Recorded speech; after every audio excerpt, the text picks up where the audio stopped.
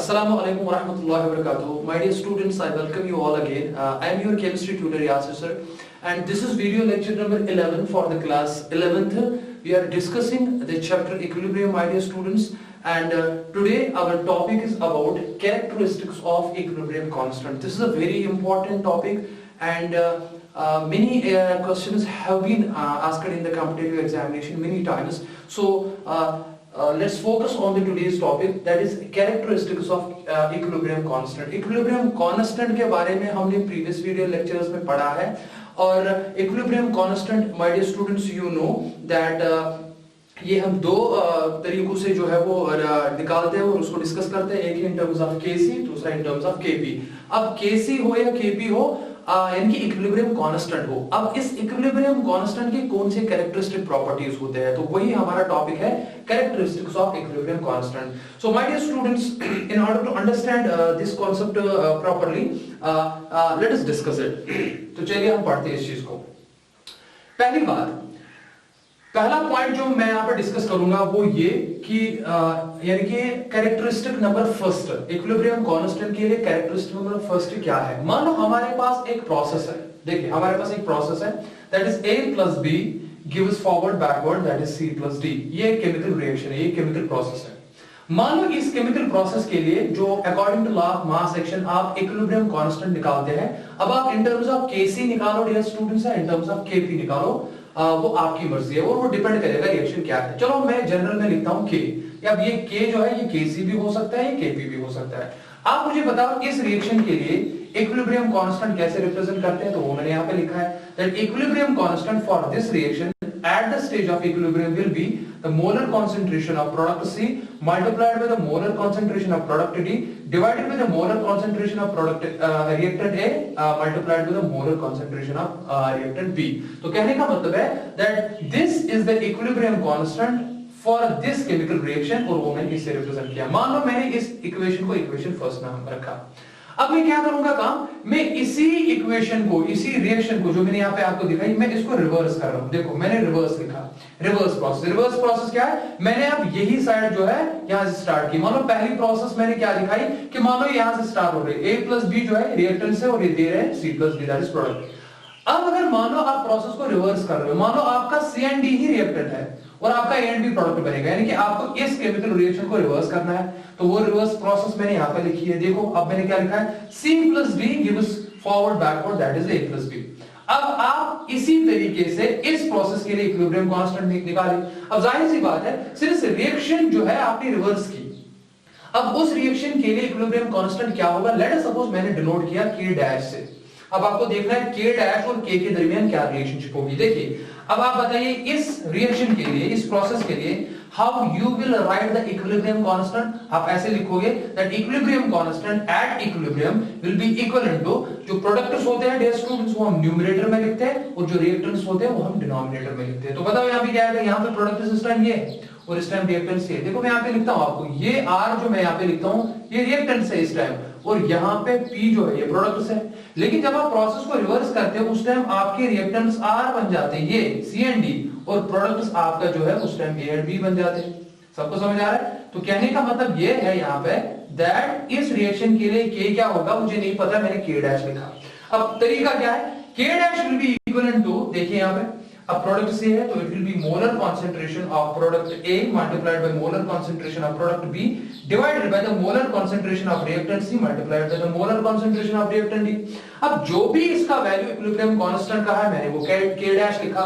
अब आप देखिए K और K डैश में क्या फर्क है. देखिए अगर K है बराबर product of molar concentration of C and D divided by the molar concentration of A and B. अगर आप इस इक्वेशन और इस इक्वेशन को देखोगे, यहां पे C एंड D ऊपर है, A एंड B नीचे है, लेकिन यहां पे C एंड D नीचे है, A एंड B ऊपर है. इसका मतलब है अगर आप इसको रिवर्स करोगे, देखो यहीं पे देखो, अगर K इसके बराबर है, ठीक है, मान लो अब आप क्या कर रहे हो, आप इसका रेसिप्रोकल ले रहे हो. जब आप इसका रेसिप्रोकल लोगे तो A एंड B ऊपर चला जाएगा, C एंड D नीचे चला जाएगा. जब आप इस इक्वेशन को रेसिप्रोकल कर रहे हो इसका मतलब है इसका भी रेसिप्रोकल हो जाएगा. ये बहुत सिंपल है ना, देखो ना इस बात को.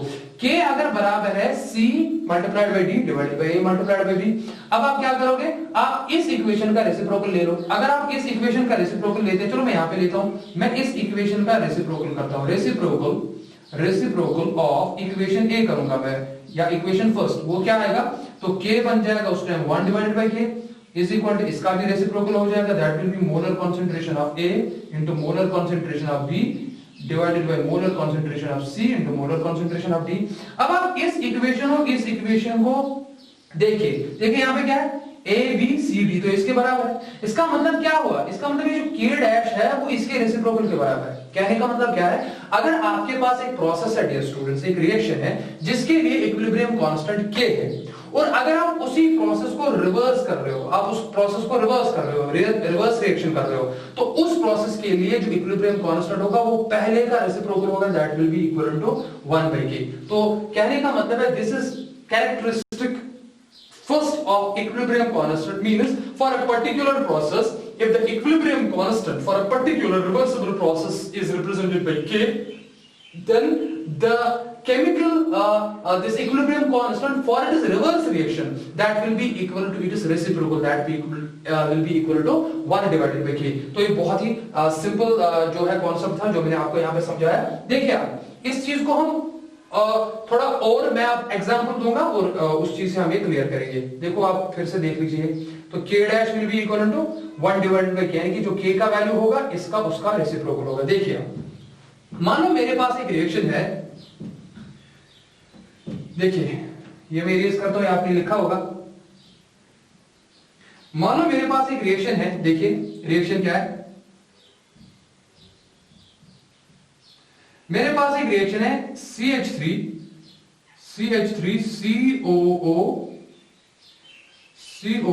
C2H5। देखिए CH3 COO C2H5 ये एक एस्टर कंपाउंड है, और मान लो मैं इसकी हाइड्रोलिसिस करता हूं, ये चीजें आपकी क्लास 10th में भी सीखी होगी। एक रिवर्सिबल रिएक्शन है और यहां पे आपका बनेगा, एक तो बनेगा CH3 COOH, एक तो बनेगा एसिटिक एसिड प्लस और बनेगा इथेनॉल, दैट इज C2H5OH। देखिए अब आप क्या करेंगे काम, एट इक्विलिब्रियम, मैं कहूंगा चलो प्रोसेस इक्विलिब्रियम पे आ गई, मैं कहूंगा एट इक्विलिब्रियम, बताओ इस रिएक्शन के लिए इक्विलिब्रियम कांस्टेंट क्या होगा। मैं लिखूंगा सपोज k है, तो k किसके बराबर लिखोगे आप, molar concentration of product that is CH3COOH, ऐसे लिखते हो, into molar concentration of alcohol that is C2H5, suppose C2H5OH, देखिए C2H5OH, and divided by molar concentration of reactant that will be CH3COO C2H5 and into molar concentration of water, फिलहाल मैं ऐसे लिखूंगा। और इसका वैल्यू जो भी होगा, इसका वैल्यू जो भी होगा, लेट अस सपोज इसका वैल्यू है x, लेट अस सपोज इसका वैल्यू है x, k is equal to x। अब आप क्या करोगे काम, अब आप इस रिएक्शन को रिवर्स करो। जब आप इस रिएक्शन को रिवर्स करोगे तो पहले ये साइड आएगा, तो इसका मतलब है जब आप रिवर्स करोगे रिएक्शन को, देखिए जब आप रिवर्स करोगे रिएक्शन को, तो process will be CH3 COOH plus C2H5OH, देखिए गिव अस फॉरवर्ड बैकवर्ड, क्या बनेगा CH3 COO C2H5, that is ethyl estate, इसको क्या कहते हैं, देखिए एस्टर बन जाएगा, और प्लस यहां पे बनेगा वाटर। सिंपल है डियर स्टूडेंट्स। अब देखो क्या होगा, अब इसके लिए आप इक्विलिब्रियम कांस्टेंट निकालो। सिंस ये रिएक्शन बिल्कुल इसके अपोजिट है, तो मैं यहां पे लिखूंगा जो इसके लिए k होगा, let us suppose that is equal to k dash. तो वो किसके बराबर होगा, इस टाइम तो प्रोडक्ट वो है, तो it will B CH3 COO C2H5 multiplied by product that is molar concentration of water divided by, यहां पे आ गया CH3 COOH multiplied by the molar concentration of C2H5OH। कहने का क्या मतलब है, देखो अगर आप देखोगे ना दैट ये इक्वेशन और ये इक्वेशन, देखिए यहां पे CH3COH C2H5OH ऊपर है, लेकिन वो यहां पे नीचे है, जो यहां पे नीचे वो यहां पे ऊपर है। इसका मतलब है अगर इसका वैल्यू, अगर इस इक्वेशन का वैल्यू x था, therefore k डैश जो होगा my dear student, that will be equal to 1 divided by x। Simply इसका मतलब ये हुआ दैट एक प्रोसेस के लिए अगर इक्विलिब्रियम कांस्टेंट k है, अगर आप उसी रिएक्शन को रिवर्स कर रहे हो तो इक्विलिब्रियम कांस्टेंट उसका रेसिप्रोकल बन जाता है। This was characteristic number first my dear students. अब देखिए, अब मैं दूसरी कैरेक्टरिस्टिक प्रॉब्लम जो है, कैरेक्टरिस्टिक फीचर जो है इक्विलिब्रियम कांस्टेंट का, वो समझाऊंगा। तो चलो मैं ये पार्ट इरेज करता हूं, तो ये मुझे कभी जरूरत लग सकता है, इसलिए मैं फिलहाल इसको इधर ही रखूंगा। मान लो आप मेरे पास एक रिएक्शन है जिसके लिए इक्विलिब्रियम कांस्टेंट है, फॉर एग्जाम्पल चलो मैं ऐसे ही लिखता हूं, देखिए ये तो सेम है, ये मैं इरेज करता हूं बिकॉज ये वाले मुझे चाहिए।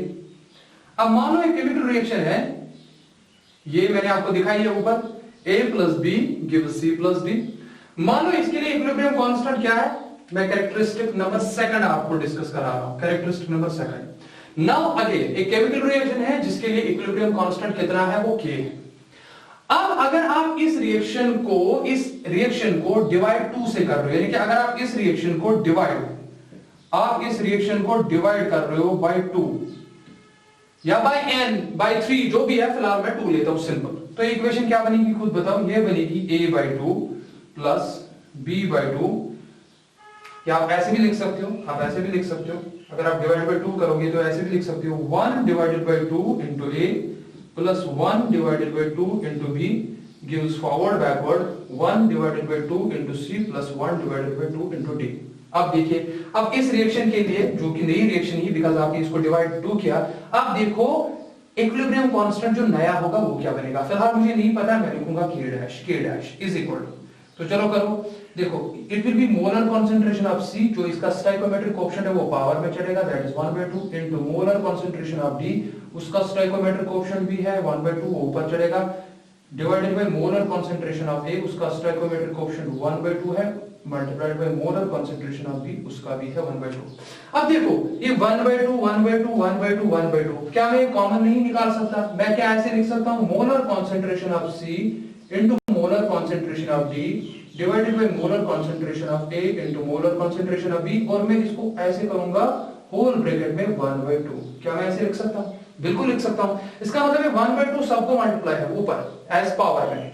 तो अब देखो C multiplied bye D divided by A multiplied bye B, वो किसके बराबर है, वो तो K के बराबर है, देखो यहाँ पे वो K के बराबर है, लेकिन इसका ऊपर जो है पावर 1/2 है। तो क्या मैं लिख सकता हूं, देयरफॉर मैं यहाँ पे लिखूंगा therefore K dash will be equal to K 1/2, ऐसे, बिकॉज ये पार्ट K के बराबर है और ऊपर पावर जो है 1/2 है। तो फिर मैं इसको ऐसे लिख सकता हूं, K dash is equal to under root of K। My dear students, यहाँ पे एक रिलेशन आ गई, यानी कि अगर आपको एक केमिकल रिएक्शन के लिए, रिवर्सिबल केमिकल रिएक्शन के लिए इक्विलिब्रियम कांस्टेंट जो है वो डिनोट किया गया है K से, और अगर आप उसी रिएक्शन को डिवाइड 2 से करते हो, यानी कि होल इक्वेशन को डिवाइड आप 2 से करते हो, तो जो न्यू इक्विलिब्रियम कांस्टेंट बनता है वो अंडर रूट K बनता है। तो दिस इज इक्विलिब्रियम कांस्टेंट जो है, this is characteristic feature number second, and now we are going to discuss characteristic feature number third. Now we are going to discuss the characteristic feature number third। बहुत ही important चीजें मैं आपको समझा रहा हूं, तो मैं फिर से यहाँ पे इरेज करता हूं, तो लास्ट में मैं आपको जल्दी जो है वो आपको समरी बताऊंगा इस रिएक्शन की, तो इसको मैं इस पार्ट को फिर से इरेज करूंगा। देखिए part number characteristic number third क्या है। कैरेक्टरिस्टिक नंबर थर्ड ये है कि अगर आपके पास अब कोई रिएक्शन है और उस रिएक्शन में, अगर आपके पास कोई रिएक्शन है और उस रिएक्शन के लिए जो इक्विलिब्रियम कांस्टेंट है वो फिर से K है, इसमें कोई शक नहीं है, और मान लो आपने उस रिएक्शन को डिवाइड किया, मान लो आपने उस रिएक्शन को क्या किया, या चलो ठीक है मैं ऐसे लिखूंगा, आपने उस रिएक्शन को मल्टीप्लाई किया 2 से। अभी मैंने थोड़ी देर पहले डिवाइड किया था, अब मैं क्या करूंगा, यानी कि अगर आप उस रिएक्शन को मल्टीप्लाई करते हो, आप उस रिएक्शन को मल्टीप्लाई करते हो किससे, मान लो बाय 2 से, मान लो बाय 2 से, मैं 3 से भी कर सकता हूं, 4 से भी कर सकता हूं, मैं बाद में दिखाऊंगा जनरल में, यानी कि n से करूंगा। तो उस टाइम इक्वेशन क्या बनी, तो पहले मल्टीप्लाई 2 से करते हैं, फिर देखेंगे नया इक्विलिब्रियम कांस्टेंट क्या बनेगा। तो क्या लिखेंगे हम, twice a plus twice b gives forward backward twice c plus twice d। मैं जनरल इक्वेशन आपको दिखा रहा हूं, आप कोई पर्टिकुलर एग्जांपल भी ले सकते हो। देखो अब यहां पे क्या बनेगा, जो इक्विलिब्रियम कांस्टेंट होगा नया वो होगा K dash, my dear students, because K नहीं होगा, बिकॉज़ रिएक्शन का स्टोइकोमेट्री जो है कोएफिशिएंट वो चेंज हो गए, तो वो किसके बराबर होगा, मैं ऐसे लिखूंगा molar concentration of C raised to its power, molar concentration of D raised to its power as stoichiometric coefficient divided by molar concentration of A, उसका स्टोइकोमेट्रिक कोएफिशिएंट 2 है तो वो पावर में चढ़ेगा, multiplied by molar concentration of B, उसका stoichiometric coefficient भी है वो भी पावर में चढ़ेगा। तो फिर से हम उसी तरीके पे आ गए, इज इक्वल टू, अब देखो क्या मैं ऐसे लिख सकता हूं, C multiplied bye D divided by A multiplied bye B, और सिंस सबका पावर 2 है तो मैं होल रेज़ड पावर 2 ऐसे लिखूंगा। अब देखिए फिर से वही बात हो गई, C multiplied by D divided by A multiplied by B, वो किसके बराबर है? वो तो K के बराबर है, और होल रेज़ पावर 2 है, तो व्हाट डज इट मीन? इसका मतलब है देयरफॉर K डैश जो होगा that will be equal to इसके बजाय K, तो इसके बजाय square, that is simple. And इसका मतलब ये हुआ अगर आप इक्वेशन को मल्टीप्लाई 2 से कर रहे हो तो इक्विलिब्रियम कांस्टेंट जो उस रिएक्शन का होगा वो ओरिजिनल इक्विलिब्रियम कांस्टेंट का सीधे स्क्वायर होगा, यानी कि सीधे आपको 2 स्क्वायर में चढ़ाना है। अगर आपने इक्वेशन को मल्टीप्लाई 3 से किया तो उस टाइम k क्यूब बनेगा, अगर 4 से किया तो k 4 बनेगा, अगर 5 से किया आपने मल्टीप्लाई तो k 5 बनेगा। तो मैं क्या कहूंगा? इन जनरल मैं कहूंगा अगर आपने किसी इक्वेशन को इन जनरल अगर आपने किसी इक्वेशन को मल्टीप्लाई किससे किया? मल्टीप्लाई n से किया, और उस इक्वेशन का अगर ऑलरेडी इक्विलिब्रियम कांस्टेंट k था, मल्टीप्लाई n से करने के बाद जो मैंने तरीका आपको दिखाया, new equilibrium constant will be changed to k raise power n। इन चीजों को आपको ध्यान से समझना है, और माय डियर स्टूडेंट्स इनको ध्यान में रख के आपसे प्रॉब्लम्स पूछी जा सकती है। This was characteristic number 3। Now we are going to discuss the characteristic number 4. We are going to discuss the characteristic number 4. तो क्या है characteristic number 4? मैं ये पार्ट जो है वो इरेज करता हूं। देखिए, मैं ये पार्ट इरेज करता हूं, चेक कीजिए। टाइम का भी ख्याल रखना पड़ता है क्योंकि हम आधे घंटे से ज्यादा वीडियो बना नहीं सकते, बिकॉज फिर अपलोडिंग में प्रॉब्लम होती है, वैसे मुझे टाइम भी चेक करना पड़ता है कितना क्या हुआ। एनीवेज, मान लो अब एक रिएक्शन है, उस रिएक्शन के लिए इक्विलिब्रियम कांस्टेंट क्या है? मान लो K, ठीक है ना, यानी कि A प्लस B, या मैं ऐसे लिखूंगा, चलो मैं इसको इरेज करता हूं। अब मान लो एक इक्वेशन है डियर स्टूडेंट्स, जिस इक्वेशन में आप एक इक्वेशन है क्या जो आप 2 स्टेप्स में लिख रहे हो। देखो इक्वेशन क्या है, मान लो A गिव्स C, ये एक इक्वेशन है, समझना बात को, और मान लो इसके लिए इक्विलिब्रियम कांस्टेंट जो है मान लो वो K1 है, रिवर्स है, और मान लो दूसरी रिएक्शन जो है वो है B gives forward backward, that is D, और मान लो इसके लिए इक्विलिब्रियम कांस्टेंट जितना भी है मैं वो लिखूंगा K2।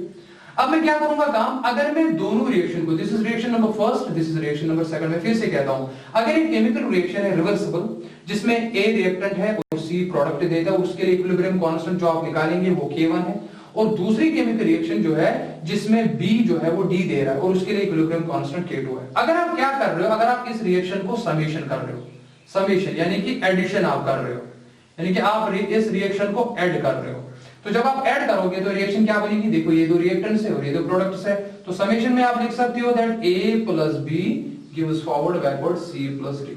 कहने का ये मतलब है, सिंपल है ना। देखो समेशन करो आप, यहां पे मान लो A दे रहा है C को और B दे रहा है D को, तो आप क्या कर रहे हो? आप समेशन कर रहे हो, तो ये क्या बन जाएगा? ये A प्लस B बन जाएगा फॉरवर्ड बैकवर्ड, और ये सीधे C प्लस D बन जाएगा, वही मैंने यहां पे लिखा। अब इस रिएक्शन के लिए इक्विलिब्रियम कांस्टेंट क्या होगा? मान लो वो होगा K, मैंने K से बुला रिप्रेजेंट किया। अब K कितना होगा in terms of K1 and K2? My dear students, the equilibrium constant for this reaction that is K will be equivalent to K1 multiplied by K2। इन चीजों को समझिए ध्यान से।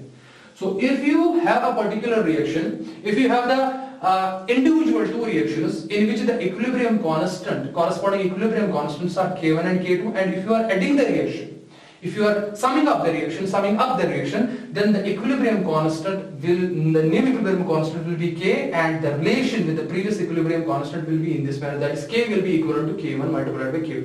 Now, इस चीज को समझने के लिए मैं आपको एक एग्जांपल देता हूं। मान लो मेरे पास एक एग्जांपल है, एग्जांपल क्या है? दैट NO, या मैं ऐसे लिखूंगा N2 plus O2 gives forward backward twice NO।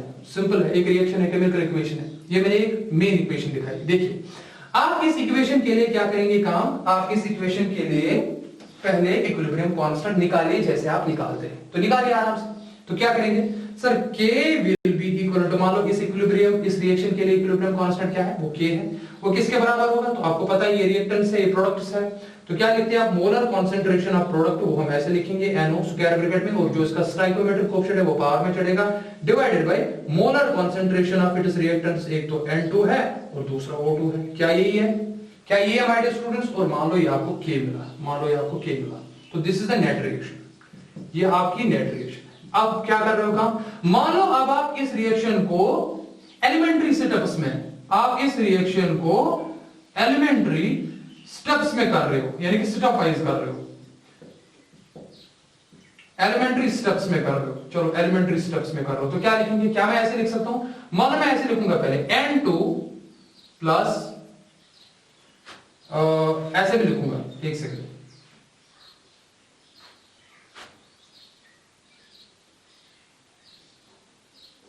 अगर हम ऐसे लिखेंगे N2 plus O2 gives twice NO2, और फिर हम ऐसे लिखेंगे, एक सेकेंड, चलो पहले वही करते हैं, देखते हैं क्या आएगा। फिर तो यहाँ पे ट्वाइस NO2 ही लेना पड़ेगा आपको, बिकॉज हम फिर ऐसे करेंगे N2 प्लस O2, देखो मैं ऐसे करूंगा और यहाँ पे लिखेंगे आप NO2, तो मैं इस रिएक्शन को आपको कंप्लीट करूंगा। N2 प्लस O2 गिव्स, मैं पहले ऐसे लिखूंगा, इट गिव्स ट्वाइस NO। क्या ये रिएक्शन पहले बैलेंस है? देखिए, तो 2 आ गए नाइट्रोजन, 2 आ गए नाइट्रोजन, ऑक्सीजन है 2 मल्टीप्लाइड बाय 2 हो गए 4, तो इसका मतलब है यहाँ पे आपको 2 मल्टीप्लाई डालना पड़ेगा। अब ये रिएक्शन बैलेंस हो गई, तो इसका मतलब है ऑक्सीजन का भी यहाँ पे स्क्वायर चढ़ेगा। ध्यान से देखिए इस रिएक्शन को, मैंने थोड़ी सी चीज की इसमें। अब मैं स्टेप्स में लिख रहा हूं, मैंने क्या किया पहले, N2 2 ऑक्सीजन में से एक ऑक्सीजन के साथ जा रहा है और उस टाइम बन रहा है NO। जब NO बन रहा है, इसको कहते हैं नाइट्रिक ऑक्साइड, इसको कहते हैं नाइट्रोजन डाइऑक्साइड। जरा इसके लिए, इस रिएक्शन के लिए इक्विलिब्रियम कांस्टेंट क्या होगा? मैं लिखूंगा K1, लेट्स सपोज K1, तो K1 कितना है? देखो K1 will be equivalent to, अब करो ना सीधे, ये प्रोडक्ट है, that will be equivalent to active mass of NO, इसका स्टोइकोमेट्रिक कोएफिशिएंट पावर में चढ़ेगा, डिवाइडेड बाय यहाँ पे एक्टिव मास N2 है, ये मैं ऐसे लिखूंगा, multiplied by active mass of O2। देखिए ये K1 हो गया, ये तो पहला स्टेप हो गया। अब देखो दूसरे स्टेप में क्या होगा, दूसरे स्टेप में क्या होगा, मैं यहाँ पे ये इरेज करता हूं। दूसरे स्टेप में क्या हो रहा है? देखो दूसरे स्टेप में अब ये जो NO बना, एक्चुअल क्या बनाना है आपको? NO2, फिलहाल तो NO2 नहीं बना, फिलहाल तो NO बना, ये तो स्टेप नंबर फर्स्ट था। अब देखो स्टेप नंबर सेकंड क्या है? स्टेप नंबर सेकंड में अब यही NO जो है वो दूसरे ऑक्सीजन मॉलिक्यूल के साथ रिएक्ट कर रहा है और ये बना रहा है, देखो NO, ये 2 बनाएगा, ये NO2 बनाएगा, और आप इस रिएक्शन को बैलेंस कर सकते हो, यानी कि यहाँ पे ट्वाइस NO बना था तो आप ये ट्वाइस ले सकते हो, ट्वाइस NO, ये ट्वाइस NO। उसके बाद इसमें एक और ऑक्सीजन मॉलिक्यूल जो था वो मैंने ऐड किया, तो ये बनाएगा NO2, और NO2 देखो ये 2 है, तो इसलिए यहाँ पे मैं 2 डालूंगा, और 2 ऑक्सीजन हो गए टोटल 4, तो ये रिएक्शन बैलेंस है। देखिए ये रिएक्शन बैलेंस। अब इस रिएक्शन के लिए देखो ये पहला स्टेप है, ये दूसरा स्टेप है, और ये कंप्लीट रिएक्शन मैंने सारी स्टेप में दिखाई।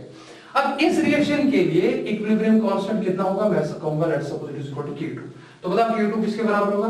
K2 होगा मोलर कंसंट्रेशन ऑफ NO2, और इसका स्टोइकोमेट्रिक कोएफिशिएंट 2 है, वो बाहर में चढ़ेगा, divided by molar concentration of यहाँ पे NO, लेकिन उसका स्टोइकोमेट्रिक कोएफिशिएंट 2 है, वो पावर में चढ़ेगा, multiplied by molar concentration of oxygen. देखिए यहाँ पे तो क्या हो गया?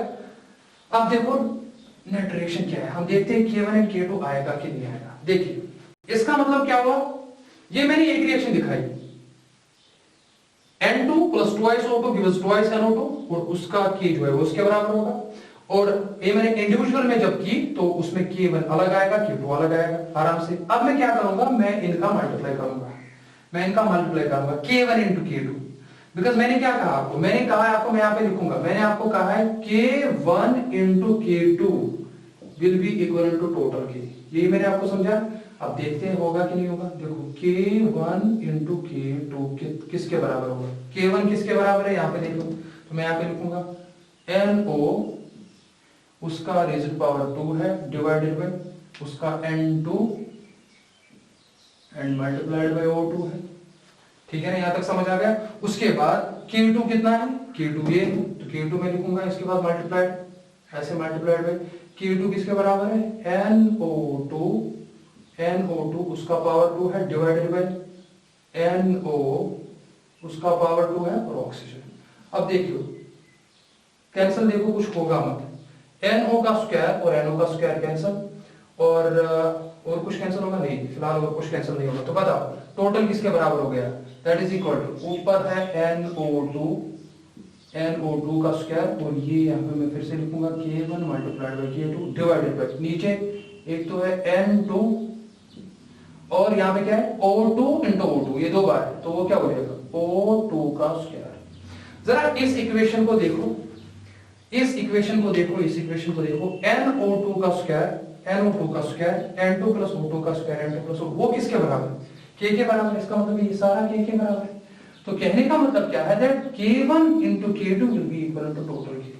This was equilibrium characteristic of equilibrium constant number 4, my dear students. And यहां में अब आपको लास्ट में ये बात याद रखनी है, कैरेक्टरिस्टिक नंबर 5 जो मैं यहां पे डिस्कस करूंगा वो ये है दैट अगर आप इक्विलिब्रियम कांस्टेंट, देखिए मैं यहां पे दिखा रहा हूं, मैं जल्दी जल्दी इस चीज को क्लियर करूंगा।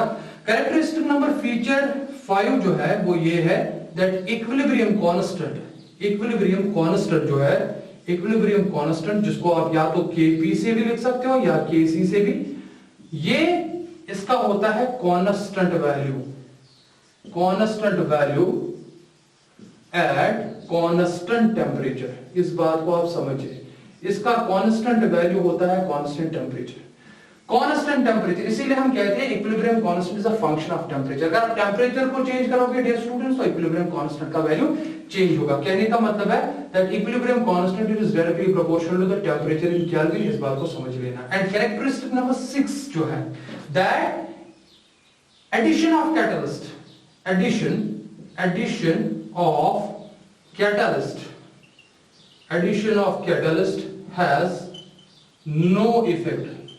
no effect on the value of equilibrium constant K and hence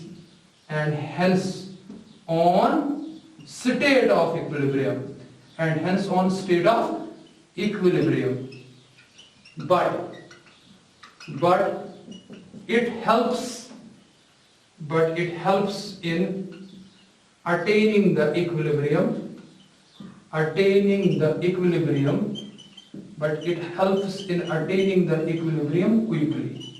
कहने का क्या मतलब है that अगर आप एक केमिकल रिएक्शन में ये करते हो ऐड कैटलिस्ट, तो उस कैटलिस्ट के ऐड करने से डियर स्टूडेंट्स इक्विलिब्रियम पे कोई फर्क नहीं पड़ेगा, ना ही इक्विलिब्रियम स्टेज पे कोई फर्क पड़ेगा, ना ही इक्विलिब्रियम कॉन्सेंट्रेशंस पे पड़ेगा, ना प्रोडक्ट्स की, ना रिएक्टेंट्स की, ना इक्विलिब्रियम कांस्टेंट पे फर्क पड़ेगा। लेकिन हाँ ये बात है कि इक्विलिब्रियम अटेन जो होगा वो जल्दी होगा। एक कैटलिस्ट ऐड करने से इक्विलिब्रियम स्टेट पे क्यों फर्क नहीं पड़ता, इक्विलिब्रियम कांस्टेंट पे क्यों फर्क नहीं पड़ता है? Because catalyst increases the rate of forward reaction as well as backward reaction to the same extent. जिस रेट से वो फॉरवर्ड प्रोसेस को बढ़ाता है उसी रेट से वो बैकवर्ड प्रोसेस को भी बढ़ाता है। तो इक्विलिब्रियम पे कोई फर्क नहीं पड़ता है। लेकिन हाँ एक चीज है, इक्विलिब्रियम जल्दी जल्दी आता है, यानी कि अगर आप एक रिएक्शन करोगे जिसमें इक्विलिब्रियम को अटेन करने के लिए आधा घंटा लगता है, और अगर आप उसी रिएक्शन में कैटलिस्ट डालते हो, ठीक है ना, तो वही इक्विलिब्रियम जो आपको आधे घंटे के अंदर जो है पहुंचता, आप उस स्टेट पे पहुंचते थे, वही इक्विलिब्रियम आपको अब 10 मिनट में मिल जाएगा। 10 मिनट में ही आप इक्विलिब्रियम पे पहुंचोगे। लेकिन पहले वाले इक्विलिब्रियम और दूसरे वाले इक्विलिब्रियम पे कोई फर्क नहीं होगा, जो कंडीशंस जो वहां पे प्रॉपर्टीज थी वो यही पे होगी। तो this was the characteristic of equilibrium constant my dear students, and this was video lecture number 11. इंशाल्लाह we are going to discuss more important things in the video lecture number 12. Till then फी अमानिल्लाह, अस्सलामु अलैकुम व रहमतुल्लाहि व बरकातहू.